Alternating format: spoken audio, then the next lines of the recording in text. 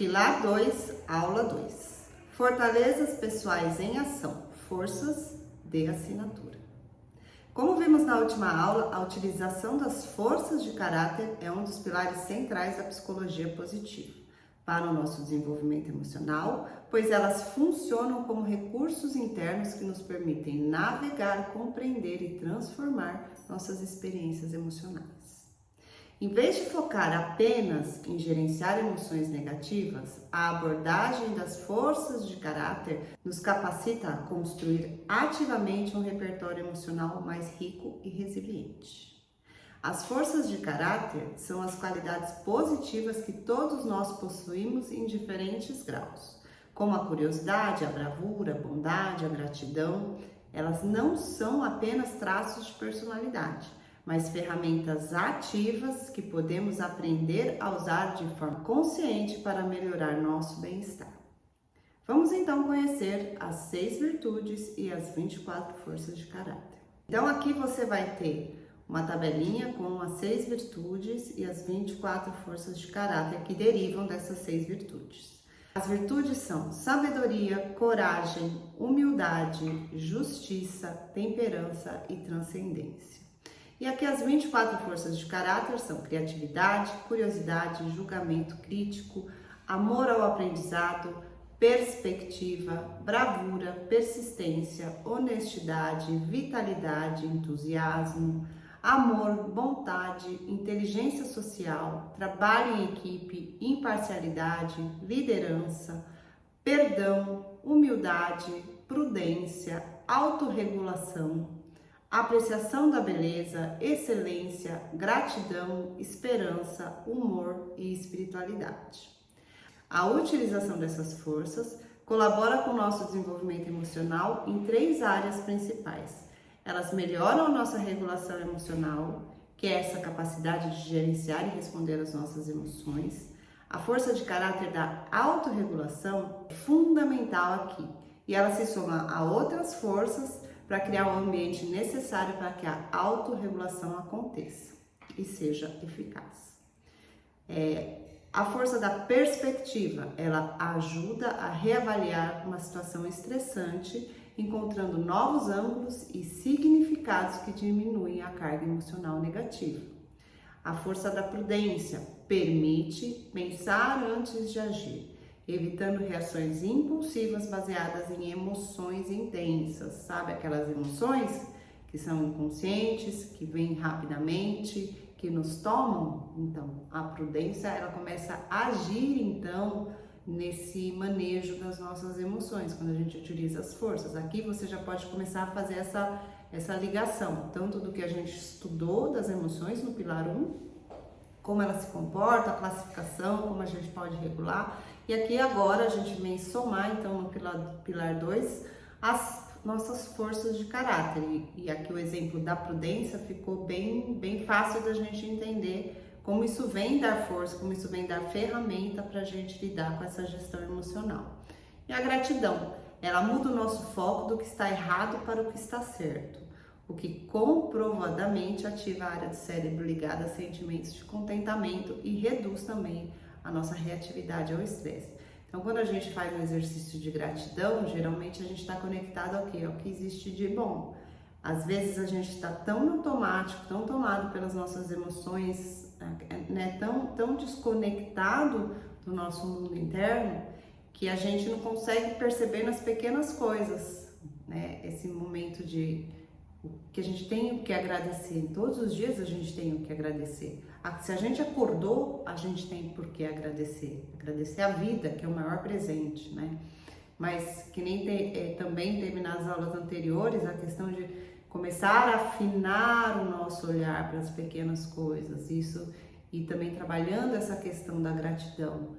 Trabalhando, aumentando isso em nós. Isso mexe, né? Além de promover o maior bem-estar e contentamento, isso mexe no nosso cérebro, tá? Faz uma mudança, começa a trazer uma neuroplasticidade para o nosso cérebro. Então, ao usar essas forças, não estamos suprimindo as emoções, mas escolhendo respostas mais construtivas e alinhadas com os nossos valores. Lembra dos exercícios dos valores? Eu falei que a gente ia utilizar aqui, né? Então, o que elas fazem também, usar as forças de caráter? Elas fomentam a resiliência. A resiliência é a capacidade de se recuperar e crescer até mesmo diante das adversidades. Então, elas são um ingrediente que torna isso possível.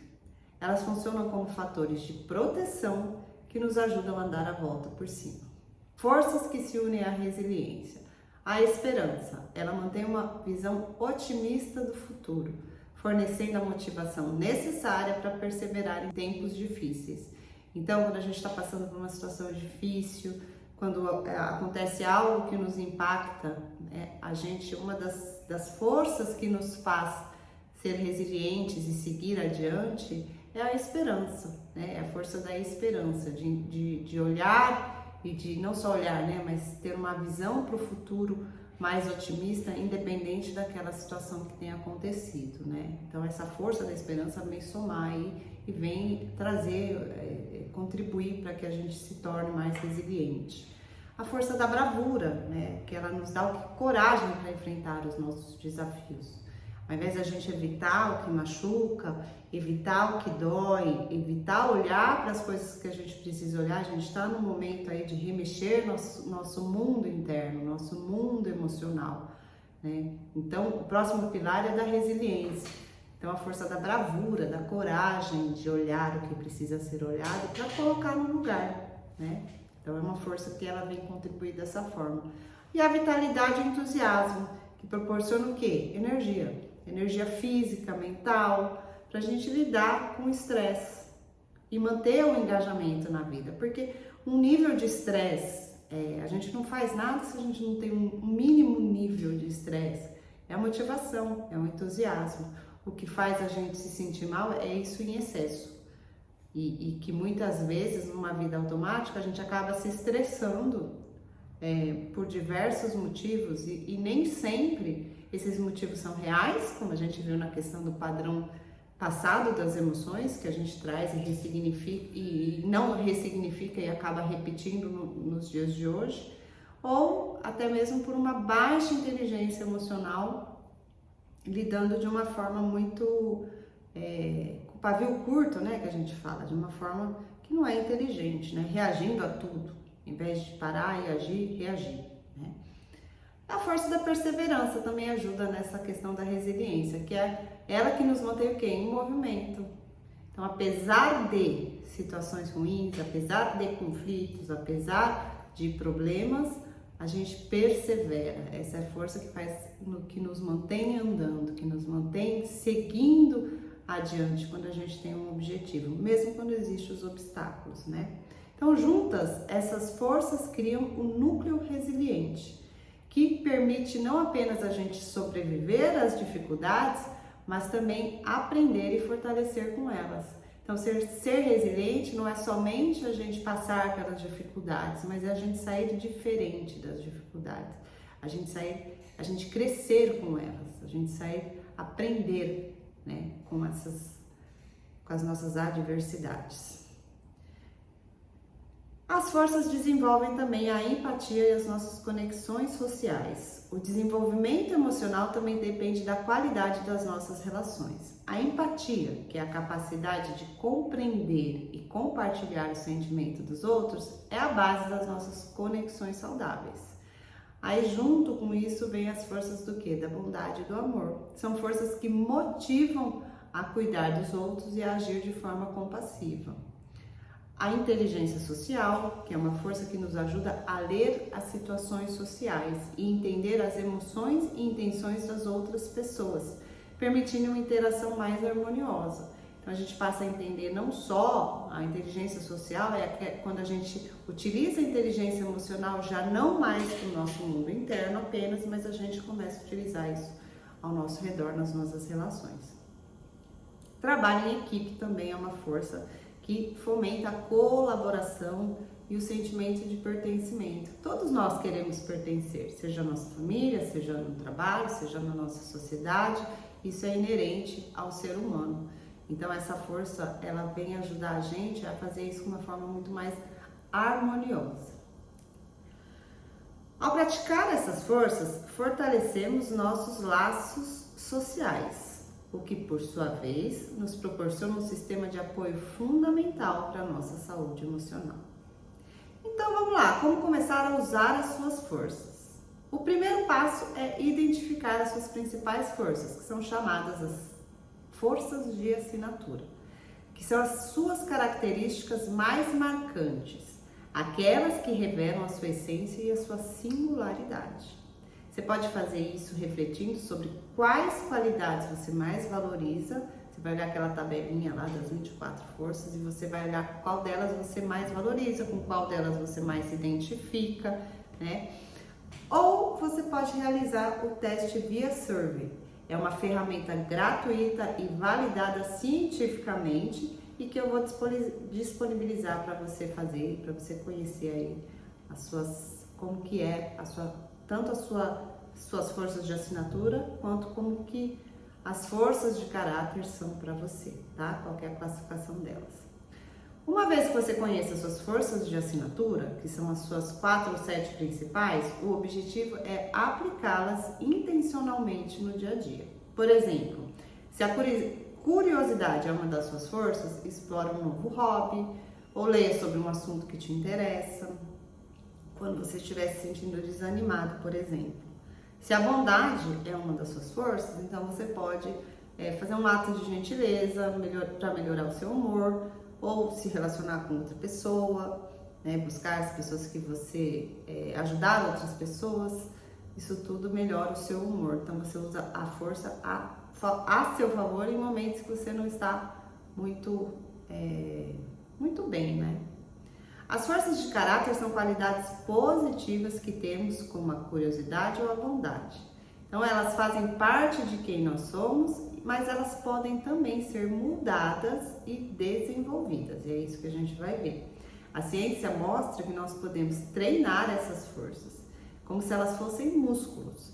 Quanto mais as praticamos, mais fortes elas ficam em nós. Todos nós já temos essas forças em algum nível, nós temos as 24 forças dentro de nós, tá bom? Elas se desenvolvem e se fortalecem com a ajuda de outras pessoas e do ambiente que a gente vive. Se um lugar nos incentiva a ser criativos ou a ajudar os outros, é mais fácil desenvolver essas qualidades. Em resumo, para melhorar uma força de caráter, não basta apenas aprender sobre ela.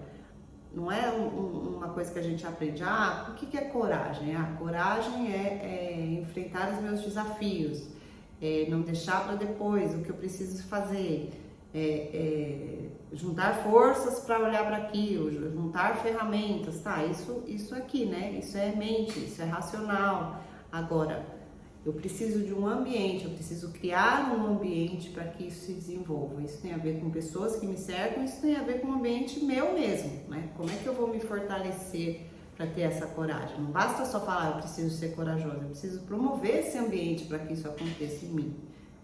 Então tem a ver com isso, a força não é só aprendida, ela é muito mais, a gente é muito mais estimulado, precisa de é como se a gente plantasse, né? Precisa de um terreno fértil, precisa arar a terra, precisa jogar água, precisa do ambiente propício para que elas se desenvolvam. Então a gente precisa praticar elas em ambiente que nos dão a oportunidade de usá-las e que nos incentivem a fazer isso. Benefícios da aplicação das forças de caráter. Então, os benefícios são diversos. Eles aumentam a nossa felicidade e bem-estar subjetivo. Eles reduzem sintomas de depressão, ansiedade e estresse. Melhoram a resiliência e a capacidade de lidar com a adversidade. Fortalecem os relacionamentos interpessoais. Aumentam a nossa autoconsciência e a autoeficácia. Por fim, uma vasta e crescente base de evidências empíricas solidifica o papel das forças de caráter como um pilar fundamental para a saúde emocional e o florescimento humano, validando a abordagem da psicologia positiva como uma ciência aplicada.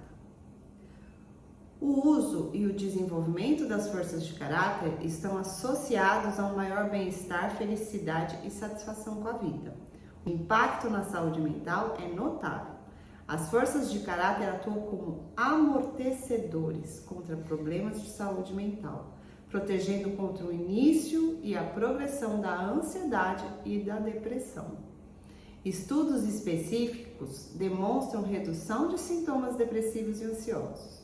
A evidência apoia fortemente a ideia de que focar nas forças não é apenas desejável, mas uma estratégia poderosa e baseada em evidências para a promoção e prevenção da saúde mental.